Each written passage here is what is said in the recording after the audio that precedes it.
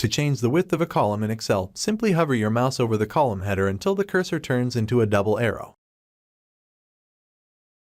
Then, click and drag the column boundary to the desired width.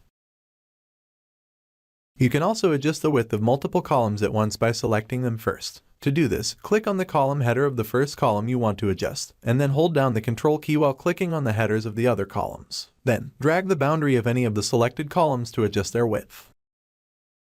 If you want to set a specific width for a column, you can do so by right-clicking on the column header and selecting Column Width from the context menu. In the Column Width dialog box, enter the desired width in the Column Width field and click OK. And that's it. You've successfully changed the width of a column in Excel. This simple task can help you improve the readability and organization of your spreadsheet. I hope you found this tutorial helpful. Feel free to check out the playlist in the description below to learn more about Excel. If you have any questions or suggestions for future videos, leave them in the comments below. And don't forget to hit that like button and subscribe for more Excel tips and tricks.